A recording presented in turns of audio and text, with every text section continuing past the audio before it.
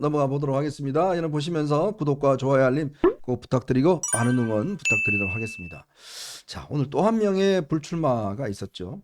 유승민 전 의원이 오늘 페이스북을 통해서 불출마를 선언했습니다. 근데 불출마가요, 오늘 입장을 했는데 경선 불출마입니다. 그대로 이해해 주세요 라고 했어요. 맞아요. 그러니까 대선 불출마가 아닙니다. 지금 유승민 전 대표는 오늘 경선 불출마, 자, 이런 이야기를 했습니다.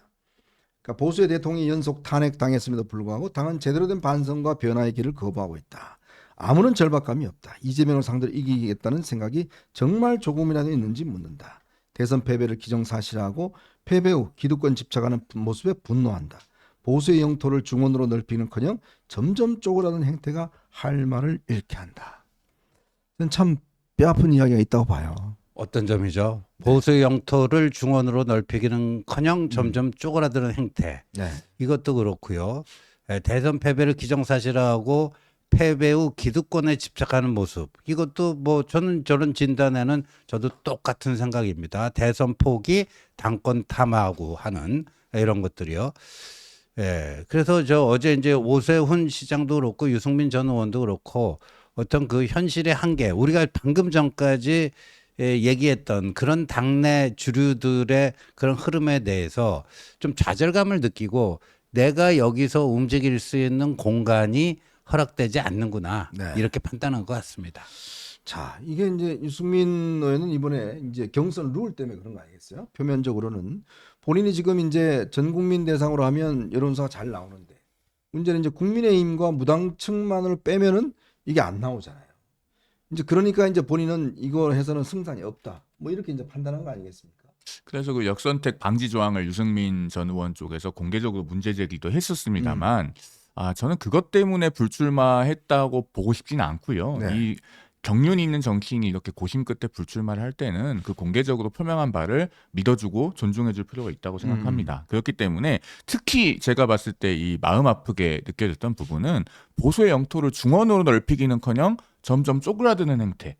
이 부분이에요. 제가 네. 지난주에도 그 우리 방송에 나왔을 때 추풍령 이야기를 했잖아요. 그렇죠. 4.2 재보선 결과 말씀드리면서 당이 이러다가는 정말 영원히 추풍령을 넘을 수 없는 당이 될 수 있다. 이제 저같이 평론을 할 때는 그 정도까지 얘기를 해도 되지만 그래도 유승민 전 의원은 대선 주자급 정치인이니까 많이 좀 순화시켜서 표현을 한 것 같아요. 네. 그리고 대선 패배를 기정사실화하고 패배 후 기득권에 집착하는 모습에 분노한다. 그러니까 이건 뭐 번역을 하자면은 대선은 이미 물 건너갔고 그 뒤에 당권 싸움하는 거 다 눈에 보이는데 우리 당이 이래서 되겠느냐?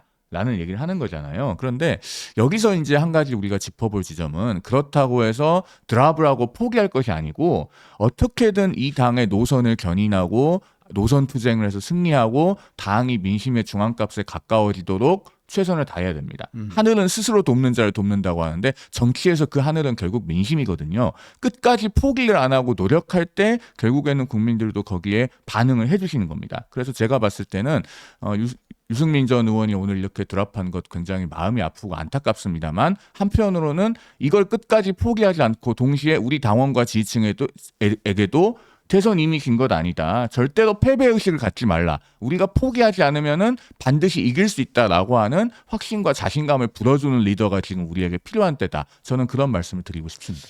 저는 정치는 예술가와 같다고 봅니다. 네. 정치가는 우리가 정치인이 있고요, 스테이트먼트, 정치가가 있잖아요. 네. 그러니까 정치인과 정치가가 다른 것은 결국은 정치인들은 그냥 그 본인들의 이익관계 이거를 위해서 그냥 쫓는 사람인데 정치가는 나라의 미래나 국가의 미래를 위해서 큰 그림을 그리는 사람이 우리가 정치가라고 합니다. 네, 영어로 스테이츠맨하고 네. 폴리티션하고 이렇게 전혀 구분하죠. 예. 근데 정말 지금 국민의힘에서 보면 정치인들, 정치꾼은 드글드글합니다. 네. 저는 정치인도 별로 없다고 봐요. 정치꾼, 네. 꾼이 드글드글합니다. 그러니까 뭔가 상황이 생기면 유리안 들어가서 숟가락 하나 딱 놓고 또 이쪽에 가면 이쪽 숟가락 하나 딱 놓고 뭔가 본인들이 미래를 만들거나 창조할 생각을 하질 않아요. 않죠. 그러니까 그런 상황이 되다 보니 뭔가 국민의 미래를 앞장서서 만들어 나가는 정치가는 하나도 보이지가 않는 거예요. 자, 그러니까 이제 이런 분들이 당내에서 더 이상 설치를, 저는 요번에요, 국회의원들 50몇 명이 한덕수 대행 총리 출마 촉구 서명했다는 이야기 듣고, 야, 이들이야말로 진짜 정치꾼들이구나. 네. 스스로 뭘 만들 능력은 없으니까 딱 보고 그냥 그렇죠. 여기다 또 가면 좋겠네. 오르르 몰려갔다가 네. 거기 아니야 이쪽이야. 그러니까 또 일로 싹 갔다가 김문수래 또 갔다가 나경원이래. 나경원 갔다가 아니래 둘 다 아니래. 저기 저 한덕수래 또 갔다가 이제 내일은 윤상현이래. 그러니까 저 홍준표 시장이 레밍주의라는 표현을 썼잖아요. 네. 그 쥐의 일종인 레밍, 그냥 때로 그냥 이렇게 그냥 몰려가고 저리 몰려가고 별 생각 없이 이리 몰려다니고 저리 몰려다니고, 그래서 그런 행태를 레밍주의라고 하는 표현을 썼는데, 정말 요새 보면은 홍준표 시장이 그 얘기 하나만큼은 뭐 정확하게 표현한 게 아닌가 이런 생각이 들 정도로, 그래도 국회의원 정도 됐으면 리더 아니에요. 리더는 뭐예요? 최소한 그 일반 대중보다도 뭐 한 발자국 앞장서 갖고 이거를 이끄는 사람 아닙니까?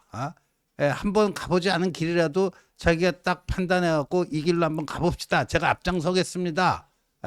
이런 건데, 지금 이제 이 국민의힘의 대다수 의원들은 리더이기를 포기한 지가 오래됐어요. 네. 근데 뭐 리더의 반대말은 뭐예요? 추종자들 아니에요? 팔로워들인데, 그 팔로워도 아주 질 안 좋은 팔로워들. 요렇게 눈치 보다가 이렇게 동서좌우로 동서남북 눈치 보다 요쪽이 좀 될 것 같다. 네. 그럼 그쪽으로 쫙 몰려가고 지금 이런 것들 아닙니까?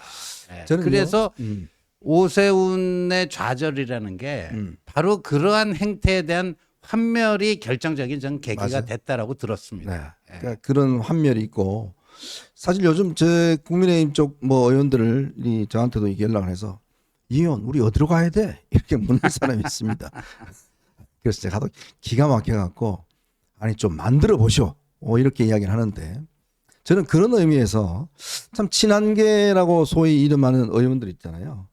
사실 이제 한동훈 대표를 도와주는 이 의원들 같은 경우는 그래도 뭐 옛날에 그렇지 않습니까? 한 대표가 뭐 쫓겨나고 했을 때도 보면 계속 지키고 있잖아요. 그 한 분 빼고 계속 자리 지키고 있고 하는 걸 보면 그래도 나름대로의 어떤 정책 소신과 뭘 만들어 가겠다는 그런 의지만큼은 제가 볼 때 인정할 부분이 있는 것 같아요. 그 꿋꿋함이 있죠. 그리고 이거는 객관적인 팩트에 가깝다고 보여지는데, 공개적으로 활동하는 국회의원 그룹으로서는 어떻게 보면은 이른바 친한계라고 하는 분들이 원내 최대 길파가 아닌가 싶긴 합니다. 그렇죠. 왜냐하면 앞서 이제 뭐 오세훈 서울시장이 개최했던 토론회 이런 것도 말씀하셨는데, 그 3월달에 중앙일보가 벤 다이어그램을 그려서 한번 보도를 한 적이 네네네. 있어요. 그러니까 뭐 김문수 전 장관이나 뭐 나경원 의원이나 혹은 뭐 오세훈 시장이나 또 한동훈 전 대표나 이런 분들이 주관하거나 관여되는 행사에 참석한 의원들을 그려봤더니 사실 국회에서 열리는 특정 토론회 같은데 뭐 3, 40명 많게는 60명까지 우르르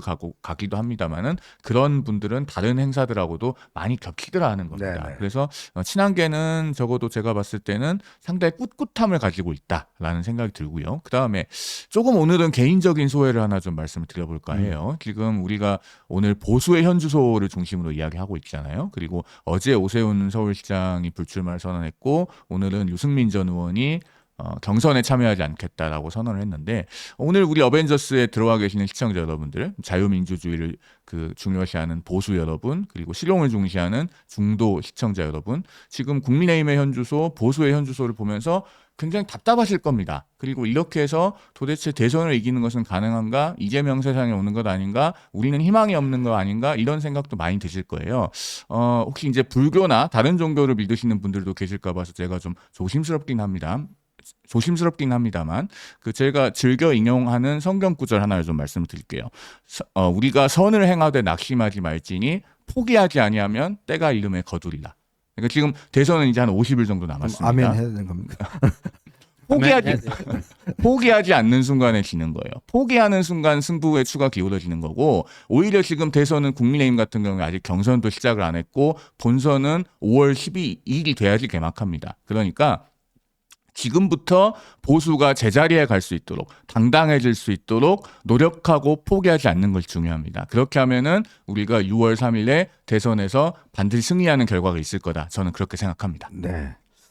또 송 변호사님의 또 신앙 고백이 또 예. 있었네요. 자, 근데요, 저는 이럴 줄 알았습니다. 윤상현 의원이 이제 출마하겠다는 입장을 밝힐 것 같아요. 15일이 이제 후보 등록 마감일인데 그날 뭐 기자회견도 하고 후보 등록도 하고 할 예정이라고 지금 나오네요. 다 이유가 있었네요, 그죠? 그동안 열심히 이게 활동하고 뭐 저 용산 찾아가고 저 대통령 찾아간 다 이유가 있었어요. 근데 저분은 이 당이 아니라 그 누구 폴더 인사한 분 그분 쪽으로 가서 뭐 출마해야 되는 거 아니나요? 아, 그렇죠. 그 우리 또 저 정광훈 총재님 계시잖아요. 글쎄요. 네. 예. 근데 이걸 보면서 아니 왜 나경원, 김문수, 윤상현 도대체 이 세 사람은 같이 묶여서 이제 우리가 분류를 할 수 있는데 왜 이렇게 다 출마하는 거예요? 제가 아까 다 말씀드렸잖아요. 그 컨트롤 타워가 있는 거는 같은데 굉장히 변덕스러웠고요. 내 마음 나도 몰라요. 그러니까 확실치가 않으니까. 아, 그분요. 이현이야 뭐 하는 거야? 그 지금 나도 뭐해? 나도 뭐 저기 땡겨다 쓰고 이 사람도 땡겨다 쓰고 이런 거죠 지금. 그러니까 참 모르겠습니다. 완 소스 멀티 유스. 네. 뭐 사자에 들어갈지는 모르겠지만 한번 지켜보겠습니다. 자, 저희는 다음 주로 넘어가겠습니다. 이런 보시면서 구독과 좋아요 알림 꼭 부탁드리도록 하겠습니다.